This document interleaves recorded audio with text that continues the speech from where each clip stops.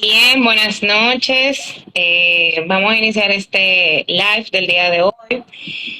Nos acompaña una persona que ya no necesita presentación, ¿verdad? En este espacio, porque ya es parte fundamental de lo que es litigación práctica, el licenciado Daniel Arias Abad.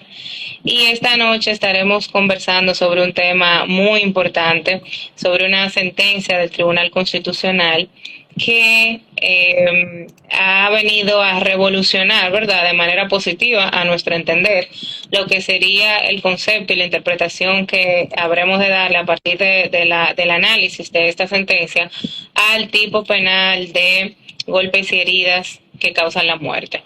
Nuestro tema de la noche de hoy es el criterio del Tribunal Constitucional sobre la pena aplicable al crimen de golpes y heridas que causan la muerte conforme a la sentencia emitida por el Tribunal Constitucional número 0025-2022. Buenas noches, querido Daniel, ¿cómo estás? ¿Cómo te va? ¿Cómo te encuentras? Buenas noches, Adalkiri y los que nos acompañan. ¿Todo bien? Llegando casi ahora de la oficina, pero Yo estamos te aquí. oigo súper bajito, no sé si soy yo. ¿Se oye bajito? Yo sí, déjame ver. Habla, a ver. ¿Me escucha? ¿Me escucha bien? Súper bajito. ¿Y a qué será? ¿A qué se debe? No sé. Déjame ver si entro de otro lado para ver cómo los que se han ido conectando, cómo van escuchando. Vamos a ver, vamos a ver, vamos a ver. Habla ahora, Daniel. ¿Me escucha bien? Yo te escucho bien, pero bajito. Tú podrías subirle como el volumen o yo no sé. Es que yo no sé, porque tiene el volumen totalmente Y es del diferente. celular que tú estás conectado. Sí. ¿Tú te puedes Mm, conectar desde la computadora? Se puede. no, yo no.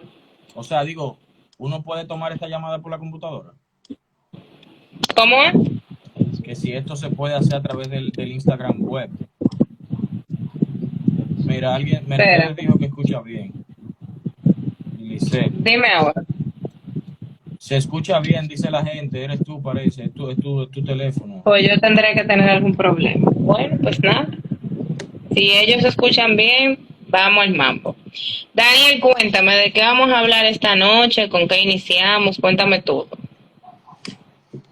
Bueno, Adalquirio, tal como tú dices en la presentación, aunque no sé si es bueno esperar unos minuticos, a ver si se conectan un par de personas más para que no se pierdan de nada.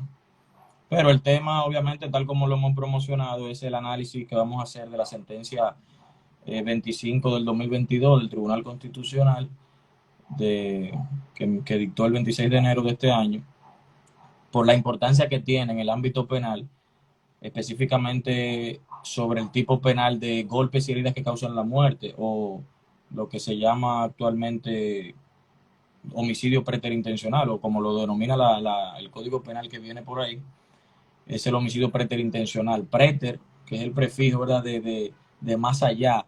O sea, preter viene dado de más de los deseados, ¿verdad? Por eso se dice golpes y heridas causan la muerte, porque se deseaba causar unos golpes o unas heridas, pero se provocó la muerte. Entonces, de eso vamos a hablar hoy. Vamos a analizar esa sentencia, cuál era el criterio de la Suprema Corte de Justicia, cuál fue el precedente sentado al respecto por el Tribunal Constitucional, cuál es el histórico legislativo de ese tipo penal y de las penas según las modificaciones legislativas, y además, lo más importante, qué implicación tendría esa sentencia en el ámbito de los procesos penales que se lleven a cabo sobre ese tipo penal.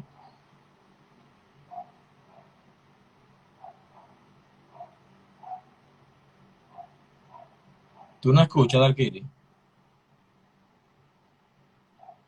Adalkiris, ¿tú me escuchas? Ah, porque tú sabes.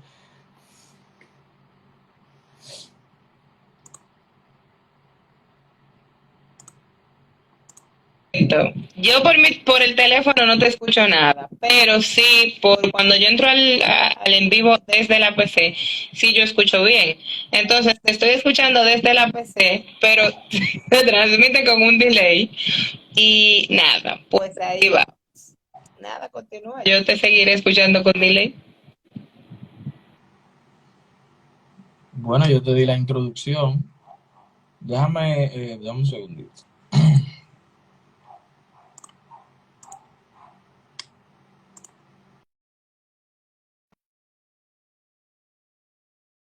Esperar unos minuticos para ver si se conectan algunas personas más y no se pierdan nada. Ah, ok, ahora ya te escucho bien. Habla ahora.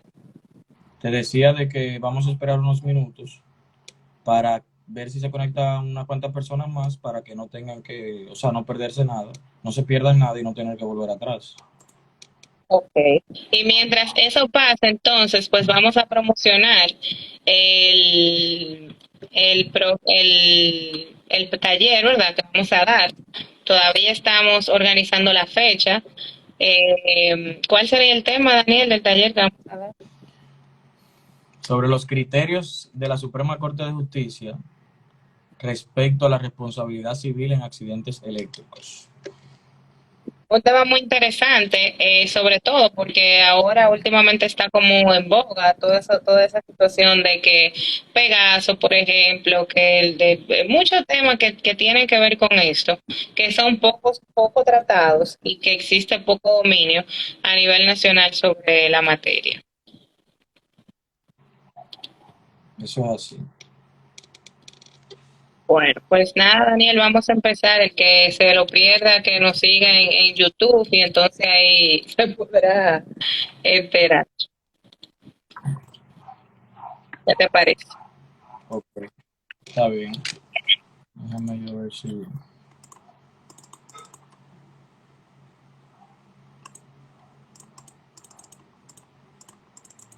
Bueno, estaba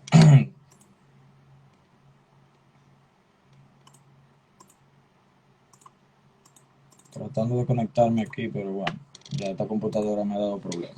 No, la computadora generalmente uno nunca se puede conectar por ahí, es un tema. Tiene como que descargar un programa, un sinnúmero de cosas que nada. No, pues yo quería era conectar la computadora en el televisor para que se viera una presentación, pero está bien. Como quiera no se va a ver No, bien. pues entonces porque tú me la mandas y la ponemos en la plataforma. Ya. Sí, está bien. Bueno, bienvenidos todos los que están. Ya introducimos, bueno, ya lo, sé- no sé bien cómo se conjuga ese verbo, el tema.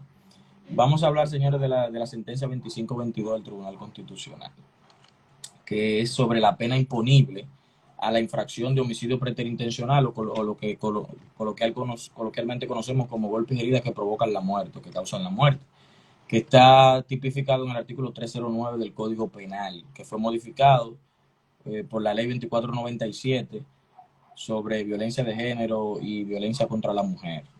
Bien. Vamos a hablar primero, vamos a hacer una breve, muy brevísima historia procesal del caso para ponernos en contexto sobre el proceso que dio lugar a esta importantísima sentencia. Bien, una persona procesada penalmente es condenada en primera instancia por el tipo penal de golpes y heridas que causan la muerte. A esta persona la condenan a una pena de 15 años de prisión por ser encontrado culpable del referido tipo penal. Bien, esa persona recurre en apelación. En su recurso de apelación alega que la pena que se le, entre otras cosas, pero lo que nos interesa a nosotros, que la pena que se le impuso de 15 años de prisión es 3 veces superior al máximo que admite ese tipo penal, es decir, 5 años, decían ellos. Decían, la pena máxima de este tipo penal debe ser 5 años, según la interpretación que ellos le estaban dando a la ley en ese momento. Sin embargo, me impusieron, dice el imputado, 15 años, lo cual es violatorio del principio de legalidad, principio de seguridad jurídica, entre otros principios y derechos que ellos alegan como vulnerados. La Corte de Apelación rechaza esta apelación. No se refiere, mejor dicho, al tema de la 2497, de la legislación, de la ley 2497, que fue la que modificó ese artículo 309 y a partir de ahí entonces dispuso que la pena es de reclusión. Eso lo vamos a ver con más detalle ahora. Bien, la Corte rechaza, confirma la sentencia de primer grado. Este imputado hace un recurso de casación, va a la Suprema Corte y la Suprema Corte también le rechaza el recurso y confirman la sentencia. A partir de ahí, entonces, esta persona, como la sentencia ya se hizo irrevocable, o sea, adquirió el carácter de la cosa irrevocablemente juzgada, que es una de las condiciones para recurrir en revisión constitucional de decisiones jurisdiccionales, pues entonces eleva dicho recurso ante el Tribunal Constitucional.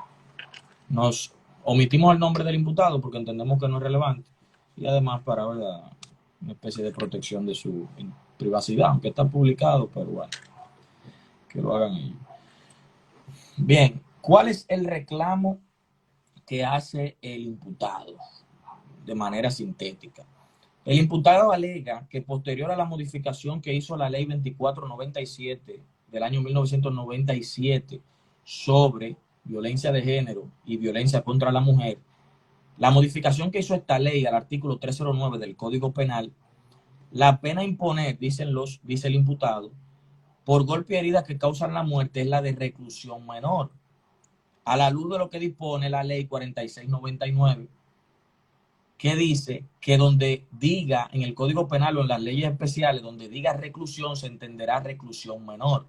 Entonces, a partir de ese análisis de la ley 2497, que dice que los golpes y heridas que causan la muerte se sanciona con reclusión, y la 4699, que dice que donde diga reclusión se entenderá reclusión menor, pues entonces, a partir de ahí es que el imputado dice, bueno, la pena de reclusión menor, según lo establece el artículo 23 del Código Penal, es de 2 a 5 años, la reclusión menor. Como aquí lo que aplica es la reclusión menor, a mí no me podían imponer una pena superior a los 5 años, porque entonces estamos violando, dicen ellos, el principio de legalidad y además el principio de seguridad jurídica, porque yo tengo que Y tener... de favorabilidad también.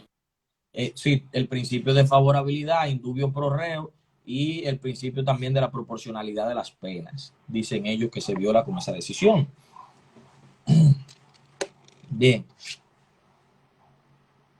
A partir de ahí, este es el punto, digamos, de debate. Vamos, antes de entrar en lo que dijo la Suprema Corte de Justicia para rechazar el recurso de casación, vamos a hacer un breve recuento, que también lo hace la misma sentencia. Vamos a hacer un breve recuento de la historia legislativa, de la nomenclatura de las penas en nuestro sistema penal y además del artículo 309 del Código Penal. O sea, cómo han sido modificadas las penas y cómo ha sido modificado el artículo 309 a través del tiempo, para que podamos entender mejor. Bien.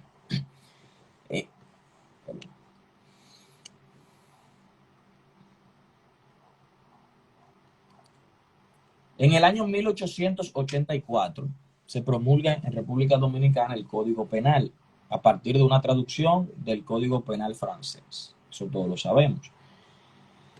Según el Código Penal, ¿verdad?, antes de toda modificación, establecía la siguiente categorización de las penas. Decía que en materia criminal las penas que se imponen son aflictivas y o infamantes. Estas penas aflictivas o infamantes son las siguientes, dice el Código Penal, o decía, 20 y 30 años de trabajos públicos. Esa es una de las penas. Trabajos públicos únicamente. Detención, reclusión y degradación cívica. Estas son las penas, los tipos de pena en materia criminal. Los tipos de pena que son aflictivas e infamantes. Sigue diciendo, en materia correccional, las penas son destierro, confinamiento, prisión temporal, interdicción y multa. Esto no nos interesa por ahora. Bien, el artículo 18 del Código Penal establecía lo siguiente: la condenación a trabajos públicos se pronunciará por 3 años a lo menos y 20 años a lo más. Fíjense que cuando hace la categorización de los tipos de pena, hay una parte que dice 20 y 30 años de trabajo público de manera específica. Esos son penas, si se quiere, penas fijas. Pero también dice luego trabajos públicos, no indica el tiempo, la duración de ese tipo de penas. Pero el artículo 18 entonces dice, los trabajos públicos, la condena de trabajo público será de 3 a 20 años. Ese es el rango de duración en ese momento de los trabajos públicos. La detención, dice el artículo 21, es de 3 a 10 años.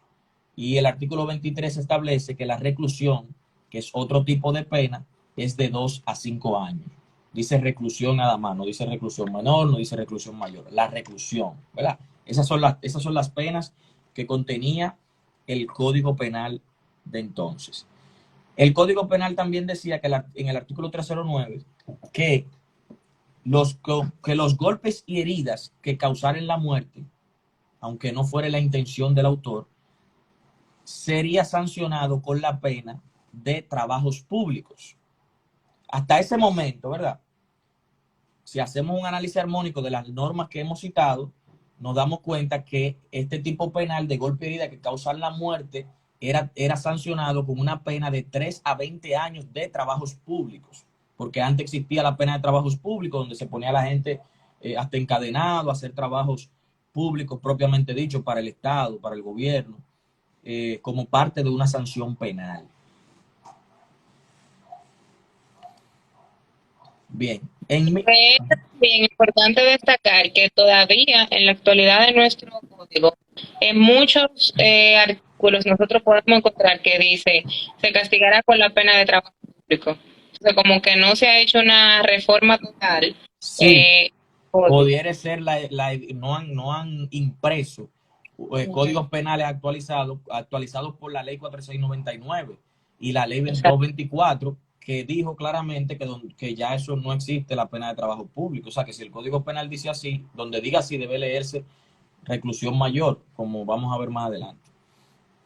Bien, seguimos con la historia legislativa. En 1984 se promulga entonces la ley 224 sobre el régimen penitenciario. Esta ley, en su artículo 106, modifica el Código Penal en cuanto a la tipología de las penas y dice textualmente, se suprime la pena de trabajos públicos. Fíjate, a partir del 1984 y de esa ley ya no existe la pena de trabajos públicos. Ya nadie se podía, a partir de ahí nadie podía ser condenado a trabajos públicos, a ponerlo a picapiedra, etcétera, etcétera. Dice, se suprime la pena de trabajos públicos. En lo sucesivo, las penas aflictivas e infamantes serán solamente la detención y la reclusión. En todos los casos que el Código Penal o leyes especiales señalen la pena de trabajos públicos, deberá leerse reclusión. A partir de ahí empieza el problema, Dalkiri y compañeros. A partir de Sí, aquí pero empieza. antes de ese problema, también eso tiene que ver mucho, entiendo yo, con el tema de la humanización de las penas Claro, que se claro. empezó a tratar. Entonces, todo ese tipo de trabajos públicos podrían resultar denigrantes, violatorios a la dignidad de la persona. Y en ese sentido, como que se hace esta reforma y este cambio para que cualquier persona que tenga un conflicto con la ley penal, pues entonces pueda tener una sanción, pero que se mantenga su trato digno y se mantengan algunos, ¿verdad?, los derechos que, pese a estar privados de libertad, todavía las personas siguen poseyendo. Estoy de acuerdo contigo, exactamente. Si uno hace un análisis teleológico de esa normativa, o sea, cuál es la intención del legislador a emitir esa ley o esa norma específica, justamente viene dado por ahí, por la humanización de las penas, donde ya la pena no se entiende como un castigo, etcétera. Bien, eso yo lo entiendo. Ahora, ¿por qué yo te digo que viene un problema? Porque esa modificación, fíjate que dice, donde diga trabajos públicos, dirá reclusión. Pero ¿qué sucede? Que el Código Penal, en el artículo 22, define la pena de reclusión, dice cuál es la pena de reclusión, y en el artículo 23 te dice que la pena de reclusión se dictará de 2 a 5 años como máximo. Entonces ahí empieza a crearse un conflicto, porque yo diría, bueno, pero si entonces el homicidio voluntario me dice que antes decía, se condenará a trabajos públicos, ahora me va a decir, yo como a partir de esta modificación debo leer que dice, el homicidio voluntario se condenará a la pena de reclusión. ¿Me entiendes? Yo diría entonces que me está diciendo que es de 2 a 5 años. ¿entiendes? Sabemos que la intención no es esa, pero tú sabes cómo es en el asunto jurídico, tú sabes que la ley tiene que ser clara y máxima en el derecho penal. O sea, el principio de legalidad te exige justamente la taxatividad y la interpretación restrictiva. O sea, tú no puedes, tú tienes que analizarlo como dice la ley, que ahí es donde entran los problemas también. Y eso también lo saca a relucir eh, la magistrada, la magistrada creo que María del Carmen, que emite un voto disidente. Justamente ella se refiere a este tema. Entonces, tendríamos que entender, a la luz de la interpretación del Constitucional, dice ella, tendríamos entonces que entender que donde quiera que diga reclusión, eh, eh, se va a entender que es de 2 a 5 años, o antes de la 4699, porque después de la 4699 se habla de reclusión mayor, pero también eso es un problema que vamos a analizar, vamos a seguir analizando. Bien, entonces la ley 224 te dice eso, ok, ya no hay trabajo público, se va a leer reclusión. Perfecto. ¿Qué pasa? En el año 1997 promulgan la ley 24, que es la de violencia de género y violencia contra la mujer. Esta ley modifica, entre otros artículos, modifica el artículo 309 del Código Penal y establece unos nuevos tipos penales de violencia de género, violencia intrafamiliar y así. Pero también modifica, o no es que lo modifica, el párrafo de los golpes y heridas que causan la muerte, sino más bien hace la precisión, como modificó el artículo, hace la precisión que ya había dicho la ley 224, como ya no existen los trabajos públicos, y ahí decía que los golpes y heridas que causan la muerte será penado con los trabajos públicos. Entonces la ley lo que hace es que modifica el artículo 309 y de ahí pone que los golpes y heridas que causan la muerte será sancionado con la pena de reclusión, a la luz de que la ley 224 te dice, donde diga trabajo público, se leerá reclusión. Bien, entonces la ley 24 hace esa precisión. En el año 99, entonces viene la ley 46. La ley 46 modifica también la categorización y nomenclatura de las penas en nuestro sistema penal y establece que las penas aflictivas, la de reclusión mayor, la detención y reclusión menor, y que donde diga reclusión debe leerse reclusión menor. Esta ley también modifica, de manera textual, modifica el artículo 106 de la ley 224 que había modificado el Código Penal y dice que donde diga trabajos públicos se leerá reclusión mayor. Se leerá reclusión mayor. Pero yo me pregunto lo siguiente. Cuando sale la ley 4699 en el año 1999, ya no existían los trabajos públicos. Fíjate en esto. Ya no existen los trabajos públicos. Entonces yo digo, bueno, ellos están modificando la ley 224, que modificó a su vez el Código Penal. Entonces habría que preguntarse ahí si la modificación a una ley que modifica otra ley sigue la consecuencia. No sé si me entiendo, si un poco enredado lo que dije. ¿Tú me entiendes? O sea, es como que yo diga, bueno, la ley 1015 modificó el Código Procesal Penal.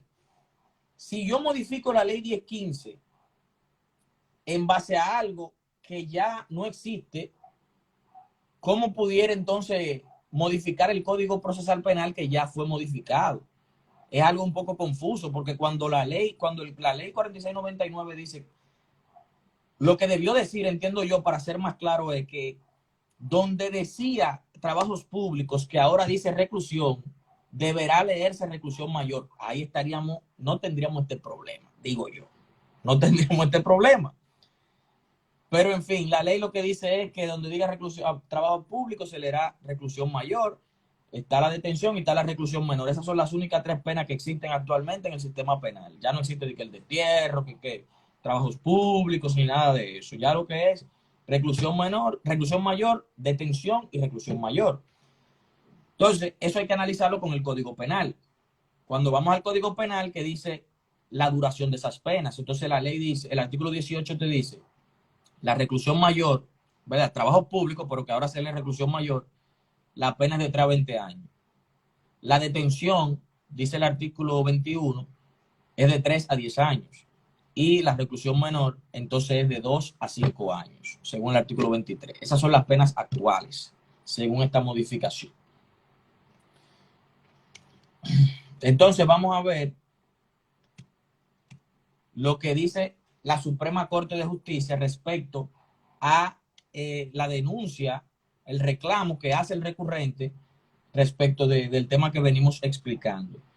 Dice la Suprema lo siguiente: considerando sobre el punto en cuestión, cabe significar que el imputado, hoy recurrente, fue acusado de haber cometido el ilícito penal de golpes y heridas voluntarios que han ocasionado la muerte del agraviado, tipificado en el artículo 309, parte infine del Código Penal Dominicano, el cual conlleva una sanción de reclusión de 3 a 20 años. Que previo a la modificación del Código Penal, el antiguo contenido del referido artículo disponía la aplicación de la pena de trabajos públicos, siendo esta sustituida en el año 84 a través de la Ley 224 sobre el régimen penitenciario, por la denominación de reclusión, refiriéndose con esto solo a la naturaleza, denominación y modo de ejecución de las penas, y no sobre la duración de las mismas, al tratar esta pieza legal sobre la materia penitenciaria o carcelaria y no sobre la materia penal. ¿Qué quiere decir? La Suprema dijo, mira, aquí lo que se cambió fue la forma de cumplir la pena. Ya no hay trabajo público, ya es prisión. Pero no te cambió la duración esa ley. Eso es lo que está diciendo, la Suprema Corte de Justicia. Por lo tanto, ya yo no te puedo condenar a trabajo público, pero sí a una reclusión de 3 a 20 años. Porque ese tipo penal, el 309, hablaba de trabajos públicos antes de esa modificación. Eso hubiese estado perfecto si esa condena hubiese sido antes del 97, por ejemplo. Antes del 97, uno podría decir, bueno, estamos hablando de trabajo público, la reclusión de tanto a tanto, pero ya después la cosa se va complicando. Dice también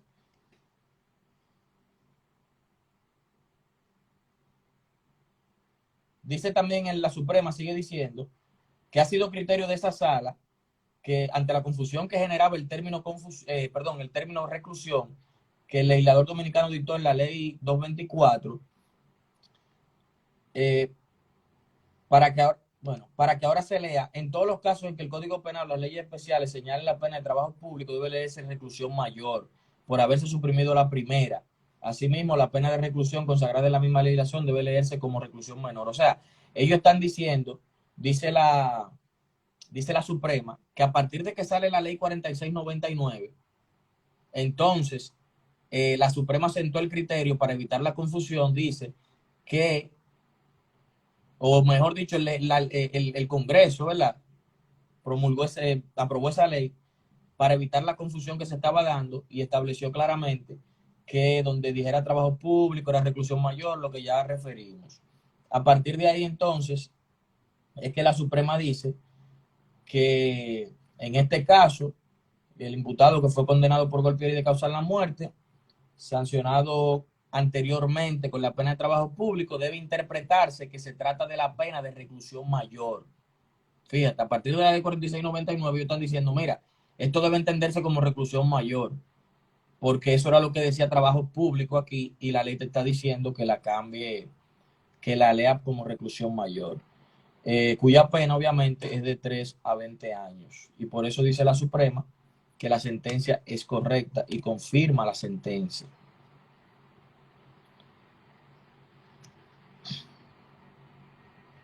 Ok, esa es la interpretación que da la Suprema Corte de Justicia. Ahora vamos a ver qué dice el Tribunal Constitucional sobre este asunto.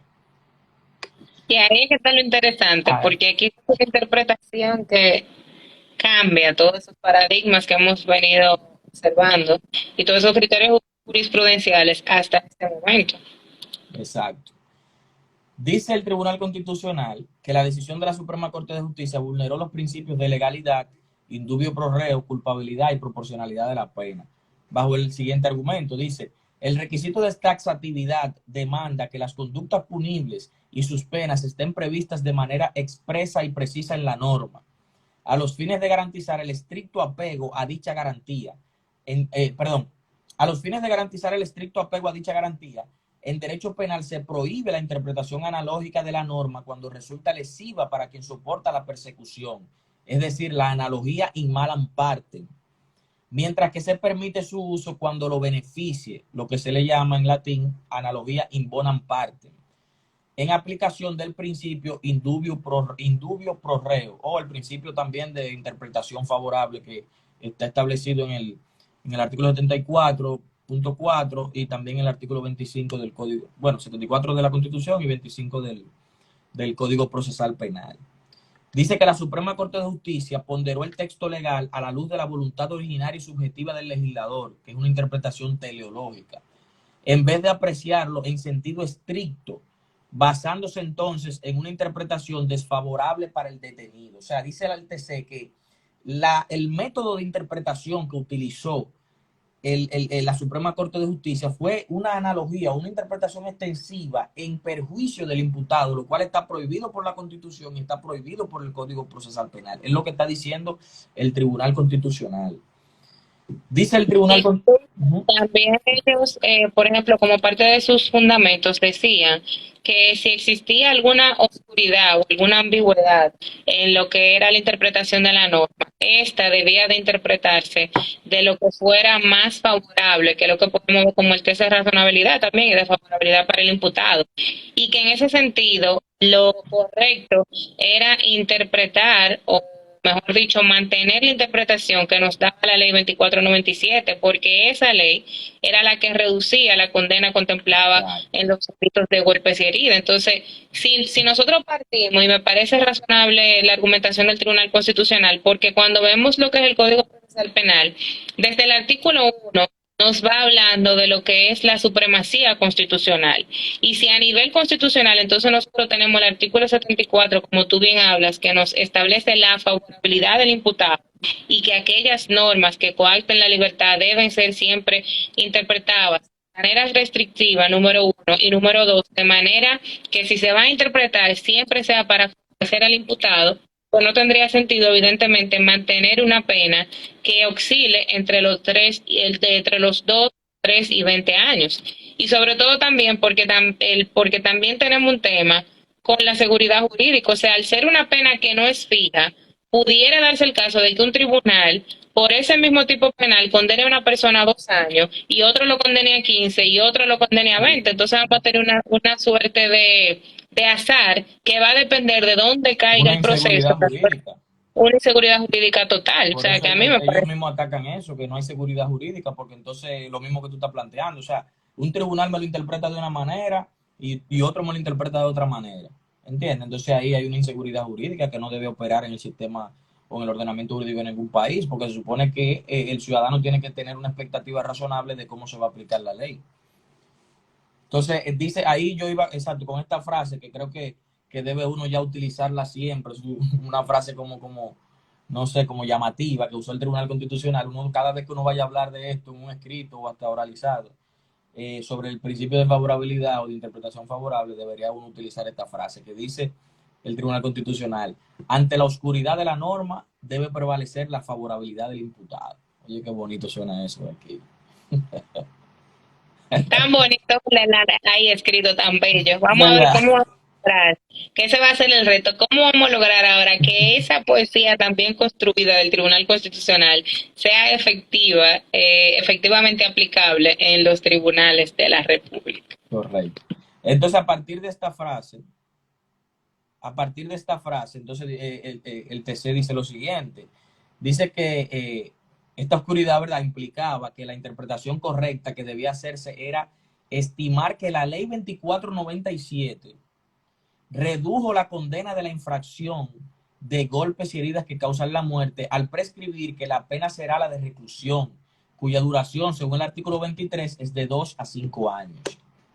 O sea, dice el 13 que, fíjate, incluso yo no lo estoy abordando aquí porque lo que nos interesa es más sobre la pena del tipo penal, pero el TC lo que dice es que, o sea, declara con lugar el recurso, indicando que la Suprema Corte de Justicia no cumplió con el test de la debida motivación que ha desarrollado el Tribunal Constitucional a partir del 2013, en una sentencia, creo que la 09, donde ellos establecen una serie de criterios que debe cumplir cada decisión, y entonces ellos van desarrollando los ítems y dicen que la Suprema Corte no los cumplió. y donde ellos hacen más énfasis es que la Suprema Corte de Justicia no se refirió al argumento sobre la modificación que hizo la ley 2497, porque fíjate que la Suprema, según lo que yo cité, solo hace un salto de la ley 224, hace el salto a la ley 4699, pero no habla de la ley 2497 sobre violencia de género. Entonces, el TC le dice, bueno, ustedes omitieron responder. Hay una falta de estatus sobre este aspecto y por lo tanto ustedes no cumplen con el test de la debida motivación. Y es por eso que coge el recurso, pero entonces desarrolla este test que estamos poniendo ahora justamente sobre la pena de ese tipo penal. Entonces dice, sigue diciendo el TC que esta interpretación cobra más fuerza cuando se razona que existen diferentes tipos de dolo en las conductas punibles y que de ello depende en gran medida las penas a imponer. Así, dice, la pena del homicidio intencional, donde hay un dolo directo que persigue la muerte del sujeto, no puede ser la misma que la del homicidio preterintencional o golpe de herida a causar la muerte, donde opera un dolo indirecto que persigue causar un daño y obtiene un resultado más grave, que es la muerte, que aunque se lo representó como posible, ¿verdad? No era el fin perseguido, que es la distinción entre el dolo directo y el dolo de segundo grado.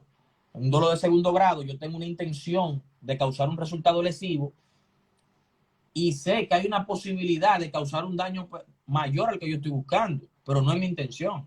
Entonces, al final, ese dolo degradado tiene que tener obligatoriamente un efecto en la sanción, es lo que está diciendo el Tribunal Constitucional. Entonces, tú no me puedes decir a mí que la sanción del homicidio preterintencional va a ser la misma que el homicidio intencional. Lo está diciendo a modo como de un argumento de reforzamiento, un refuerzo a lo ya indicado, está indicando el Tribunal Constitucional al respecto. Sí, en ese sentido también ellos, por ejemplo, decían y también hablaban acerca de lo que era la voluntad, si así se quiere, del legislador.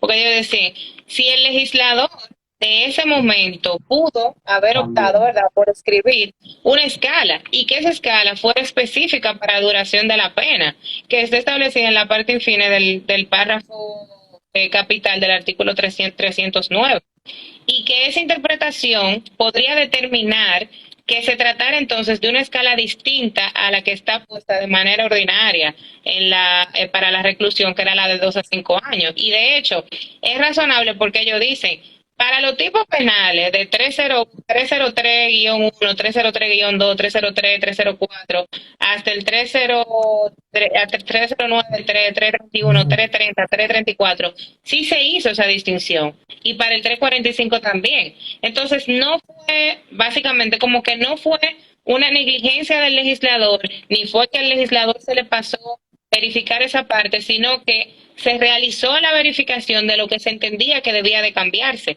Y al no tocarse ese aspecto del 309, entonces razonablemente hemos de entender que la voluntad del legislador era que se mantuviera como estaba. Exactamente. El Tribunal Constitucional refuta la argumentación que hace la Suprema, indicando, como decía ahorita, en una interpretación teleológica, diciendo, no, espérate, la intención del legislador, dice la Suprema, no era reducir las penas, sino sancionar fuertemente la violencia intrafamiliar, etcétera, etcétera. Entonces, le dice el TC eso mismo que tú estás poniendo. O sea, esa ley modifica no solo el 309, sino modifica otro artículo donde ellos hacen una especificación que no hicieron en el artículo 309. Entonces, se cae la tesis con eso, dice el TC, se cae la tesis de que la intención era tal. No hay una negligencia, como tú dices, porque sí lo hicieron en otros artículos que modificó esa ley. Eso dice el Tribunal Constitucional. Finalmente, expresa el tribunal que la lectura correcta que debe dársele al artículo 309 respecto al punto debatido es que la infracción de golpes y heridas que causen la muerte se sanciona con la pena de reclusión menor. Esa es la lectura que dice el constitucional que debe dársele, la cual, como ya hemos dicho, según el artículo 23 del Código Penal, se sanciona de 2 a 5 años. Entonces, hay un voto disidente de la magistrada María del Carmen Santana, donde ella no está de acuerdo con esa decisión. Ella entiende que la Suprema Corte de Justicia dictó una decisión correcta, estableciendo, ella también hace una especie de histórico legislativo, y ella establece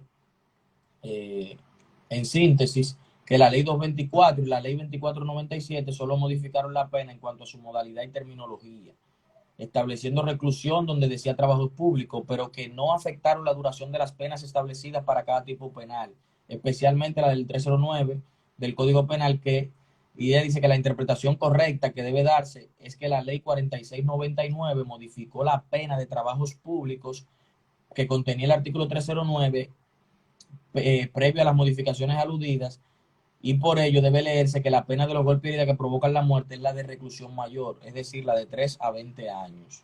Esa es la interpretación que da esa magistrada, pero aunque es importante, ¿verdad? Es importante que los que están aquí la puedan leer completa.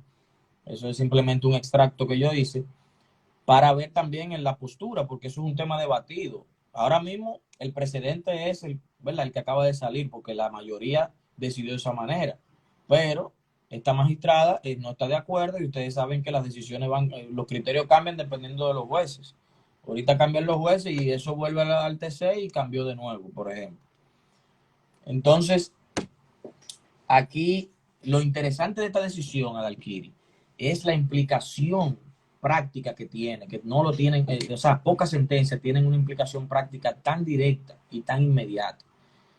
La ley 137-11, que es la ley orgánica del Tribunal Constitucional y de los procedimientos constitucionales, entre sus principios tiene el principio de vinculatoriedad y establece claramente que las decisiones del Tribunal Constitucional son vinculantes para todos los poderes públicos y deben de aplicarse de manera inmediata.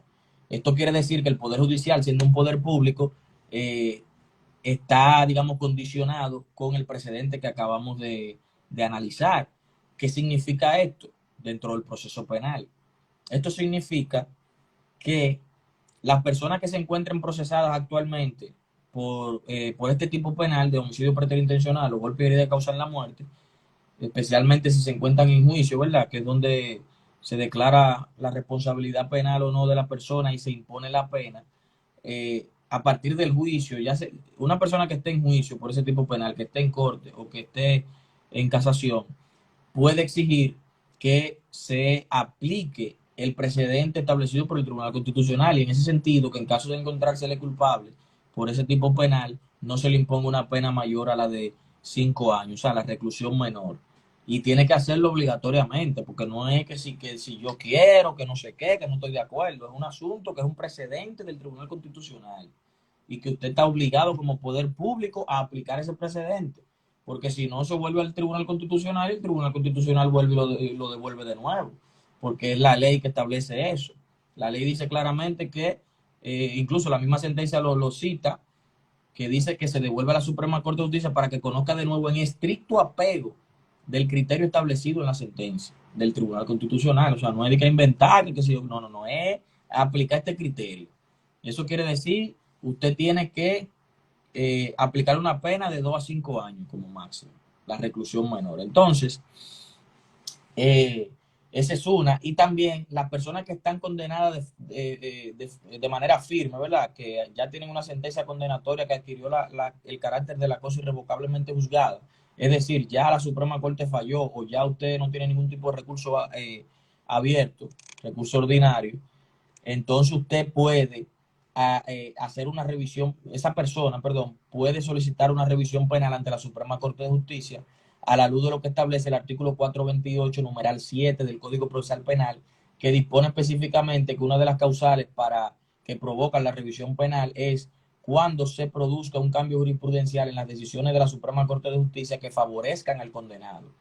Todavía no se ha producido el cambio, digamos, de manera directa, pero obligatoriamente se va a tener que producir porque ya la sentencia del TC, que es vinculante, le dijo, mira, el criterio que tú tienes que asumir es esto. Entonces ya solo falta que, digamos, se materialice, cuando la Suprema conozca nuevamente este caso, se materialice el criterio. Pero ya con el simple hecho de la decisión del TC, ya las personas que están condenadas por este tipo penal a más de 5 años, si es a más de 5 años, pueden solicitar la revisión penal. Y esto, Y yo entiendo que aunque no se materialice de manera inmediata el tema de que la Suprema lo establezca, si seguimos haciendo una interpretación, ¿verdad?, wow. favorable al Estado, En el momento en el que se habla de esa disposición de nuestra normativa procesal penal, no estaba vigente el Tribunal Constitucional, que actualmente está incluso, si se quiere, para revisar lo que hace la Suprema. O sea que si ese órgano no estaba al momento de la aplicación de ese texto,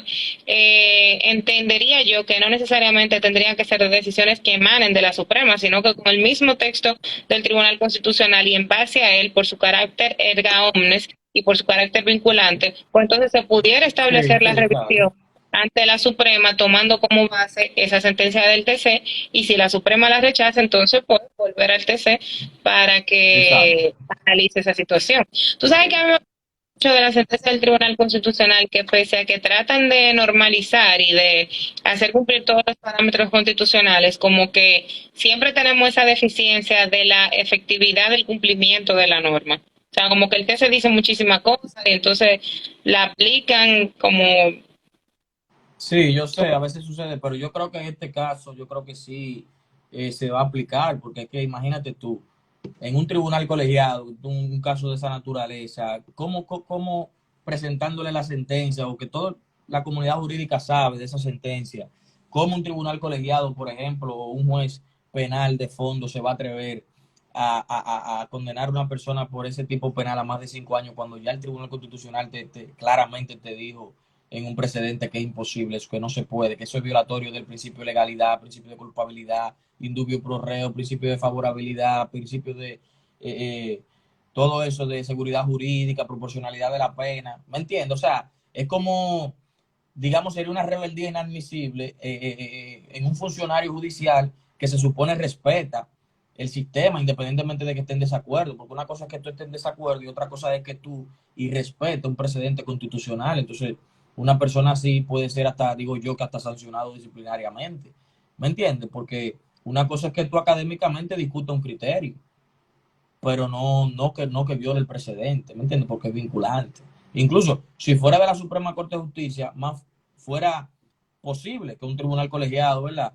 Emita una decisión diferente a un criterio que ha establecido la Suprema. Eso se puede porque las decisiones de la Suprema no tienen una vinculatoriedad obligatoria con los tribunales inferiores. Sí tiene, ok, la Suprema tiene un rol nomofiláctico, es decir, de la unidad jurisprudencial, de que las decisiones tengan cierta unidad, que eso también apela a la seguridad jurídica. Eso lo entendemos y por eso la mayoría de las decisiones, los criterios que establece la Suprema, los tribunales inferiores los siguen, porque al final de cuentas, si eso llega a la Suprema va a decir, no, espérate, pero no es obligatorio, El no es como el TC que sí es obligatorio. el problema de la Suprema de aquí es que ni la misma Suprema tiene un criterio. O sea, la Suprema hoy te acoge un asunto, mañana en un caso muy similar no te acoge lo mismo planteamiento que ella ha establecido, y es un poco un tema de que está, yo entiendo, en juego lo que es la seguridad jurídica, Lo y que que, qué bueno que el TC esté haciendo como sus pininos para aclarar y dejar puntos que no sean de manera interpretativa, sino como que claramente este es el criterio del Tribunal Constitucional, son principios constitucionales, tenemos que respetarlo. Eso me parece muy importante. sí, pero tú sabes que lo primero es que existe, todos somos seres humanos, podemos equivocar, y por eso en justicia también existe la posibilidad de los cambios de criterio. Eso lo hace cualquier tribunal, cambio de criterio, de cambios jurisprudenciales, cambio de precedente, lo ha hecho el Constitucional, lo ha hecho la Suprema Corte de Justicia. Entonces, ¿qué es lo que sucede también?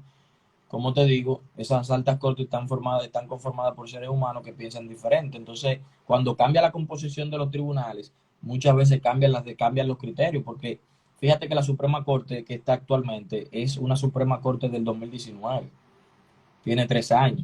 Y si tú vienes y analizas un análisis de las decisiones que ha dictado esta Suprema Corte de Justicia, han habido varios cambios jurisprudenciales.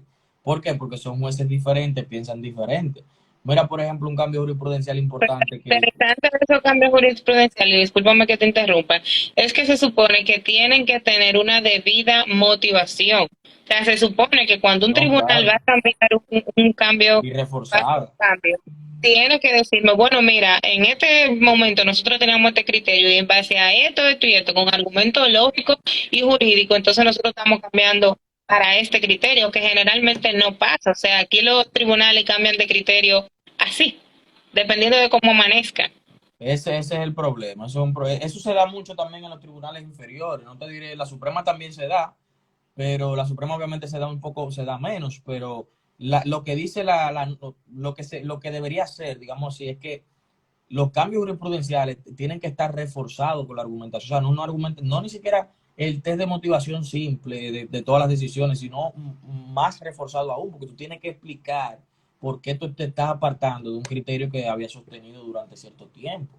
¿Entiendes? Entonces, ahí es que está el detalle. Entonces, eso se da mucho más en imagínate, en los tribunales inferiores, los mismos jueces, tú dices, ven acá, a veces te dan una decisión de una forma y después tú esperando esa misma decisión y te dan otra y tú dices, cónchole, pero ¿y cómo es posible que con la misma situación fáctica ustedes me den dos decisiones diferentes? Eso no, eso es violatorio de seguridad jurídica, porque ¿qué yo puedo esperar de este tribunal entonces? ¿Me entiendes? Eso es un problema que tenemos en República Dominicana. Ya lo sabes. Por eso es que cuando llega cualquier cliente que me esperando como resultado, yo le digo, bueno, lo que fallan son los jueces.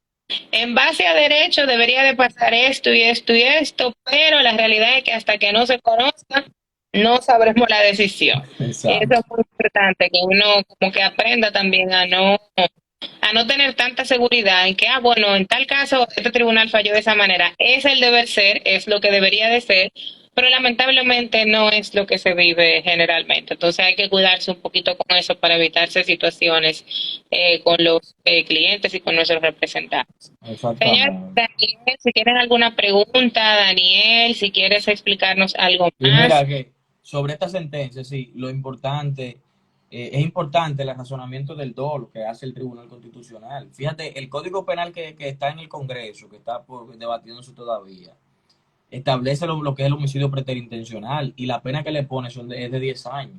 Justamente Ujú. por eso, porque es que, o sea, el principio de proporcionalidad de la pena te dice a ti y el principio de culpabilidad, como mismo desarrolla el Tribunal Constitucional. O sea, esos principios te dicen a ti que la sanción debe ser en base al rango de culpabilidad o al nivel de culpabilidad que tiene la persona. Por eso te dan unos rangos. Fíjate que la mayoría de las infracciones tienen un rango de pena. De 3 a 20 años. ¿Por qué? Porque el nivel de culpabilidad no siempre es el mismo, aunque sea el mismo tipo penal.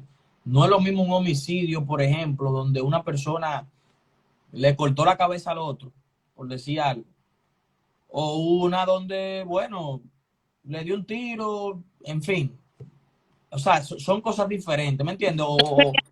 No sería lo mismo, por ejemplo, que una persona le dé un tiro en la cabeza a uno, que otro le dé un machetazo, por ejemplo, o que sea una herida cortopunzante, que lamentablemente esté en una zona mortífera o que no tenga asistencias médicas adecuadas. O sea, hay muchas situaciones que se tienen que analizar también desde la perspectiva de cómo se comete el ilícito, porque eventualmente si mi intención tal vez no sería matarte directamente, yo voy a usar tal vez elementos que no, que para mí no necesariamente van a tener ese resultado lesivo, aunque al final lo sean. Y eso también se supone que es algo que tenemos que ver.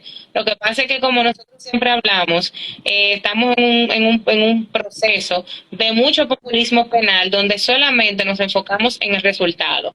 Ah, él mató. Ya, punto. A nadie le importa cómo, si hay alguna circunstancia atenuante. Eso queda como de lado y lo importante es que si él mató, pena máxima. Y también debemos de empezar un poco a cambiar ese criterio y qué bueno que el Tribunal Constitucional pues esté apuntando a Exacto, eso. Ujú. exactamente, porque si no las penas fueran fijas, fueran cerradas, fuera bueno, matarte Exactamente. 20 años, pero no puede ser porque No, las circunstancias. que aún abriendo un rango, siempre es la pena más elevada, porque si hay un rango, se supone que es porque la voluntad del legislador también es que se verifiquen cuáles son las circunstancias atenuantes. En cada caso en particular, ¿qué pasó en este caso? ¿Cuál es la particularidad? Para yo tomar eso en cuenta y en base a eso, pues, ponerte una pena que sea justa, porque también aquí habría que hablar un poco acerca de la función a nivel constitucional de la pena, que es la reeducación y la reinserción. Que no, pero nosotros todavía tenemos la cabeza, la mentalidad de que la pena es un castigo y que tiene que ser un castigo por el hecho cometido y no necesariamente ha de ser así conforme a nuestra propia constitución. Exactamente. Entonces, nada, eso que te decía, que Eso mismo, que el tipo, mira cómo esta ley nueva, el código penal que viene, te dice claramente, espérate, tú no me puedes sancionar un homicidio voluntario o intencional, un homicidio intencional donde el autor está buscando la muerte de la persona y lo consigue. Ese tipo, o sea, ese designio no puede ser sancionado igual que una persona que, bueno, yo quiero herirte porque tenemos una situación y lamentablemente fallece, esa persona fallece. No que yo tenía la intención de que se muriera, pero sí sabía que podía morirse, vamos a poner, porque hasta de un trompón se muere una gente.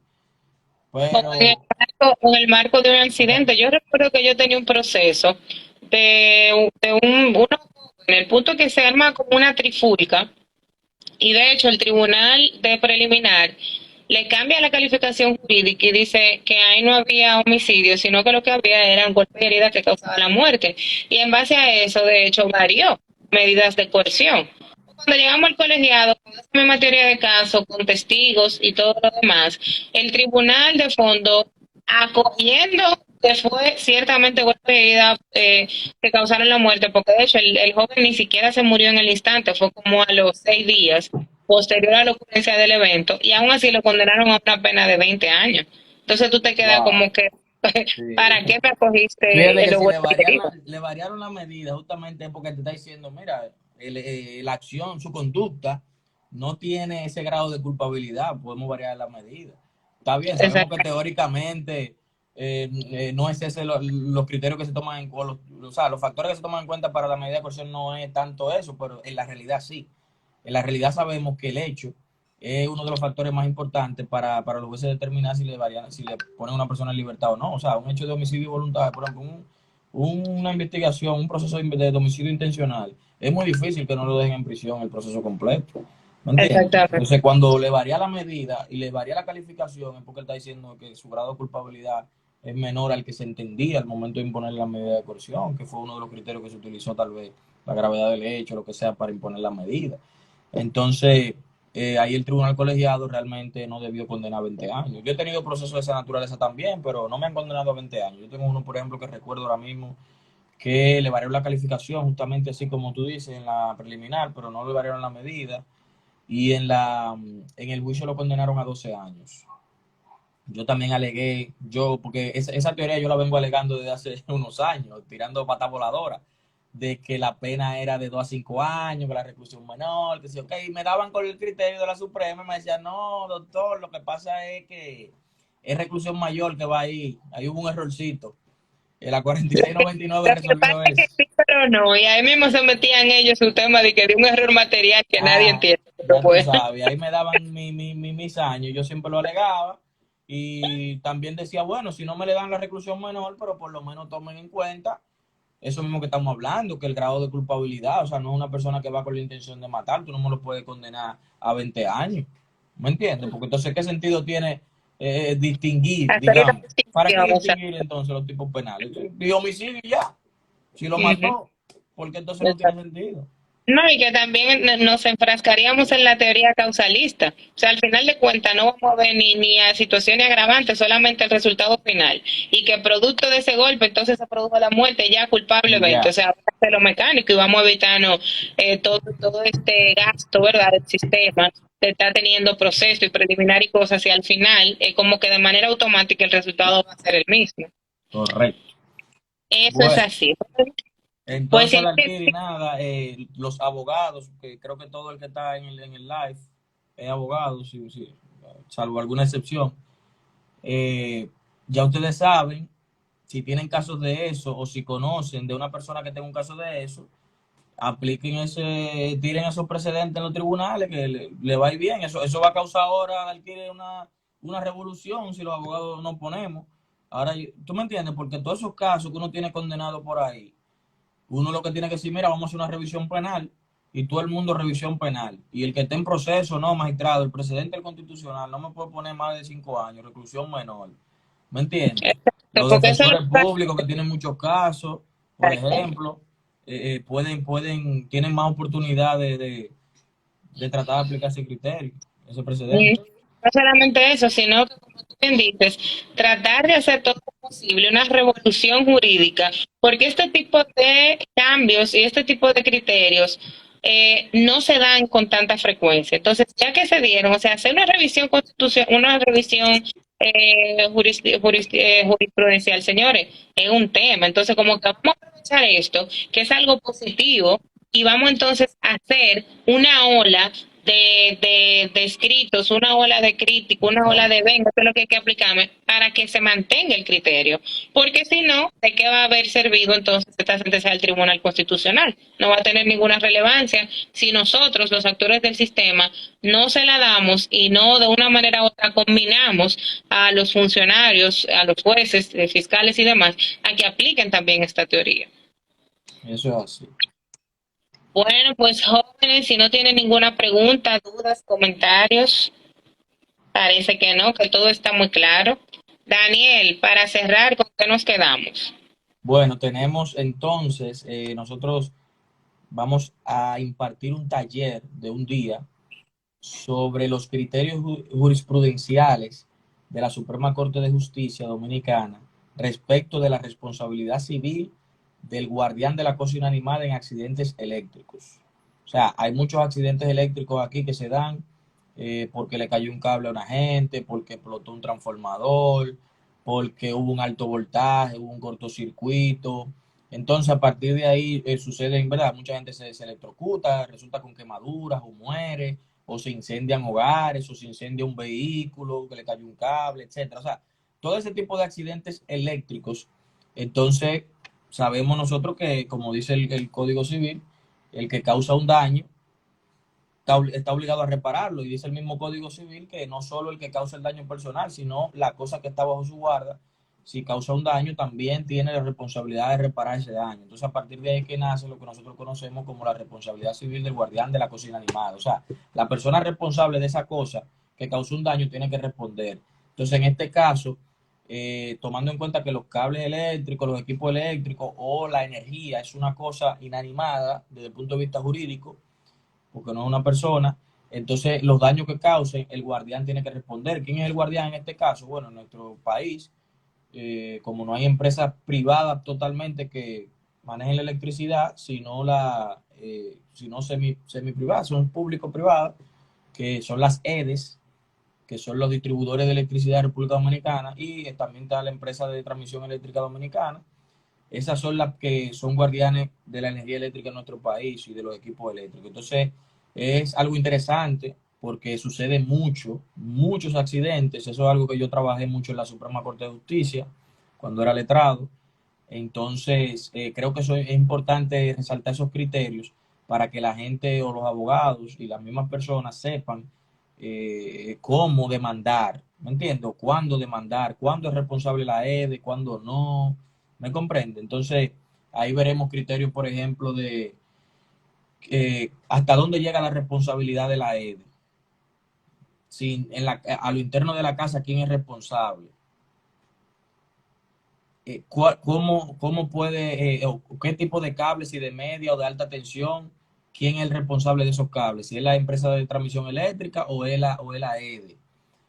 Podemos ver también cómo puede liberarse de responsabilidad civil, de la responsabilidad del guardián, o sea, que es con la falta de la víctima, la falta de un tercero, la fuerza mayor o el caso fortuito. ¿Qué se necesita probar en esa demanda, por ejemplo? ¿Entiendes? Que el demandante, ¿qué necesita probar para tener un resultado positivo en la demanda? Entre otras cosas ahí que podemos ver bien interesantes y muy prácticas. Excelente, pues vamos a fijar fecha de eso ya para el viernes o mañana o el sábado. Ya estaremos promocionando este interesante diplomado para que todos los taller para que todos los interesantes se puedan pues inscribir al mismo. Les recordamos que este video, esta grabación, pues, estará disponible también en YouTube a través de nuestros canales de litigación práctica y de derecho con cucharita. Están haciendo una pregunta, pero eso ya es tema de el En el taller. taller la vamos a responder. Jorge 26, te esperamos en el taller para que podamos responder esta y otras preguntas. Entonces, nada, muchísimas gracias a todas las personas que formaron parte de este interesante conversatorio.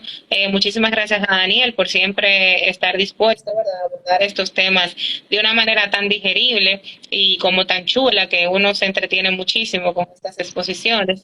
Y nada, feliz resto de la noche para todos. Quedamos a sus órdenes cualquier situación. Recuerden que esta charla va a estar a través de nuestro canal de YouTube, tanto de litigación práctica como de Derecho con Cucharita. No olviden Síganos seguirnos en las redes. en las redes sociales, síganos, denle like, comenten y aporten. Y si tienen cualquier otro tema de interés que ustedes Exacto. quieran que se trate, pues también nos pueden hacer las sugerencias por DM o en los comentarios, que nosotros estamos para servirles y para tratar lo que ustedes quieran que tratemos. Bien, Exacto. bueno, pues Estamos en feliz YouTube y YouTube e Instagram como Derecho con Cucharita. Así que no, ya mi tú amor, sabes. en TikTok, tú sabes que lo que Y en estamos en TikTok. En TikTok TikTok. Aunque en y en TikTok tenemos que darle Twitter y en calor, pero estamos Facebook, ahí. de todo, de todo, Y en Facebook. de todo.